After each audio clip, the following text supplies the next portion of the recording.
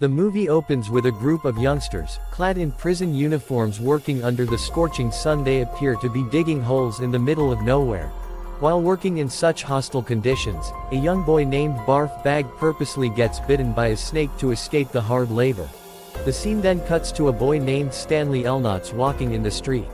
Suddenly a pair of sneakers falls on his head and knocks him down. He decides to keep the shoes as his crazy family is currently working on a remedy for stinky shoes. However, on his way back home, he is arrested by the police on the suspicion of stealing the shoes. It turns out they belong to a famous basketball player named Clyde Livingston, who had donated them to charity. The police take the boy home and inform his family about the incident.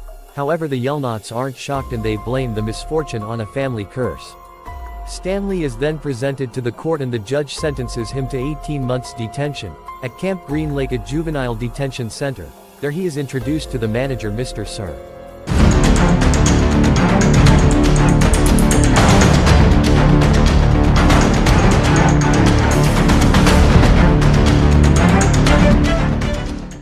Mr. Sir is a very strict individual, and he warns Stanley that there's no point in running away from the camp, because there's no water for miles.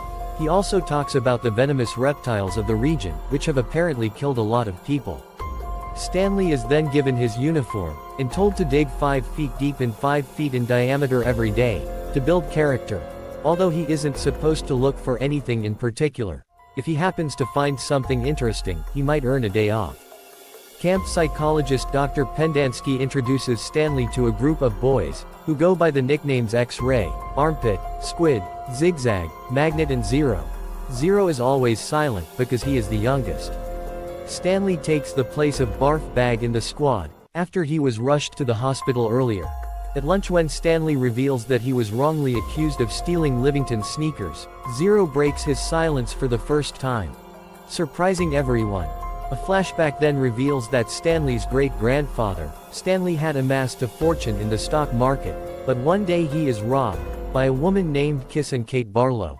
This sends him into a state of shock, and in a matter of months, he becomes completely broke. With no other choice, Stanley I starts working at a European farm, where he falls in love with his master's daughter. He seeks advice from the local fortune teller, Madame Zeroni, on how to win the girl's heart. However, Zeroni tells him that the girl is foolish, so he should immigrate to the US instead. Stanley gives it a good thought, but in the end he disregards the advice and goes to ask the girl's hand in marriage.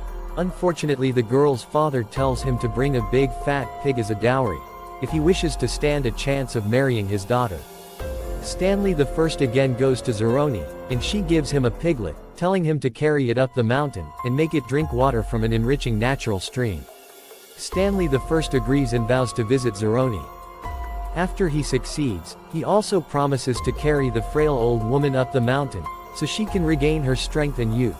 Eventually the pig grows bigger in size and Stanley I carries it to the girl's father.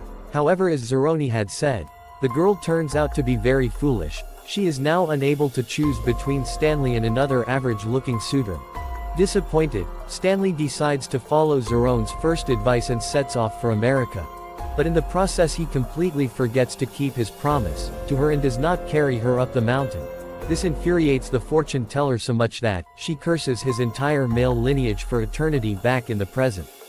Stanley grows accustomed to life in the camp. One day he discovers a fossil, and shows it to the counselor Dr. Pendansky, hoping to secure some time off.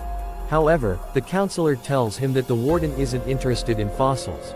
He also mentions that there used to be a lake here, and all the land around it belonged to the warden's grandfather. The movie then flashes back again to 100 years ago, when the warden's grandfather ruled the town. A man named Sam is seen selling onions. He has a crush on a local teacher, Catherine, so he gives her a sack of onions for free. However, in exchange she gives him a jar of peaches that she pecked herself. In the present, Stanley wins over X-Ray and the others, and they accept him into their squad, by giving him the nickname Caveman. This is because he is good at finding fossils. One afternoon he receives a letter from his mother, and laughs as he reads her stories. Soon Zero arrives there and inquires what he's laughing at, admitting that he can't read. He then requests that Stanley teach him how to read. But the latter declines, saying that he gets exhausted from digging all day. One day Stanley discovers an object, resembling a shell casing with the initials KB. Unfortunately, X-Ray snatches it from him and gives it to the counselor to get the day off. The counselor then informs the camp warden, who is revealed to be a woman, about the finding. Impressed by the object, she rewards X-Ray and orders everyone to dig up his hull. Further, the movie again flashes back 100 years. In the past, Sam visits Miss Catherine and offers to fix her leaking roof, in exchange for 3 jars of her spiced peaches. Catherine agrees, and over time the two grow closer to each other. However, other men in the town also start to show interest in her. Weeks pass and Sim eventually completes her repair work, but despite this, the two continue hanging out. One day he musters up the courage to kiss her. Unfortunately, Trout Walker sees this and in a fit of jealousy, he burns down Catherine's school. When the latter finds out about this, she rushes to the local sheriff for help. But even he tries to kiss her. He also tells Catherine that her lover will soon be executed for the crime of kissing a white woman. Terrified, she rushes to warn Sam. But it is too late, as he is shot in his own boat. This sends Catherine into a state of shock, and so she decides to avenge her lover's death. A few days later, she kills the sheriff and finally gives him the kiss, before leaving. After this, Catherine never looks back and her journey as an outlaw begins. She goes on to loot wealthy merchants and landowners, before executing them, bidding them farewell with her signature kiss. This gives her the nickname, Kissing Kate Barlow.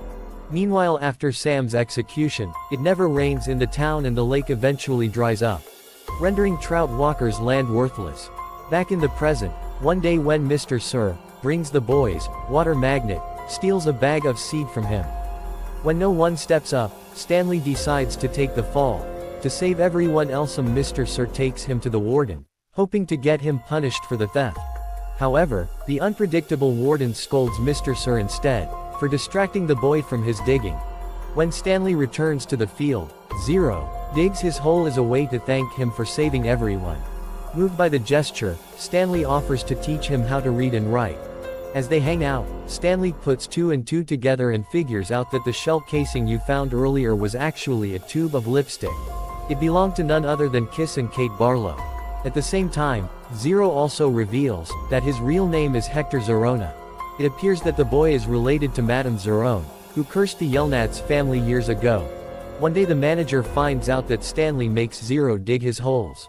He berates both of them for being useless, and, hearing this, Zero becomes so enraged that he smacks the man with a shovel and runs away from the camp. Later the warden and the other camp officials discuss Zero's escape. They predict that he won't survive more than a week, because Zero is an orphan. Tim. Later, that night, he recalls how his great-grandfather Stanley Yelnats I survived 16 days in the desert, after Kate Barlow robbed his wagon. It turns out Stanley I survived due to a place called God's Finger. No one knows where it is because Stanley I had gone crazy when he was finally found. The following day, Stanley decides to run away to rescue his friend Zero. After walking for hours in the desert, he finally finds Zero sleeping under an old abandoned boat. The latter reveals that he survived because of the jars full of peaches that he found in the boat. It is evident that the boat belongs to the late Sam. The boys then notice a mountain in the distance, which looks like a human thumb. When Stanley gazes at it intensely, it suddenly dawns on him that the mountain is God's finger. Hopeful that they might find something, the boys start scaling the mountain. But halfway through, Zero gets tired and is unable to move any further. Refusing to give up on him, Stanley carries Zero on his back and takes him up the mountain. This unknowingly fulfills his great-grandfather's promise to Madame Zeroni by carrying her great-grandson. Once they reach the top of the mountain, they find the creek. They also discover the onions that Sam grew next to the water. Meanwhile, back home, Stanley's father finally finds a remedy for stinking shoes: a solution of peaches and onions. Stanley was also declared innocent and the family's attorney arrives at the camp to pick him up. However, the warden withholds the information about Stanley's escape. The following day, Zero recovers and confesses that Stanley ended up at the camp because of him. It turns out, it was Zero who unknowingly stole the sneakers from the charity auction, and when he noticed the police looking for them, he panicked and threw them off a bridge. Due to Stanley's bad luck, the sneakers happened to land on top of him.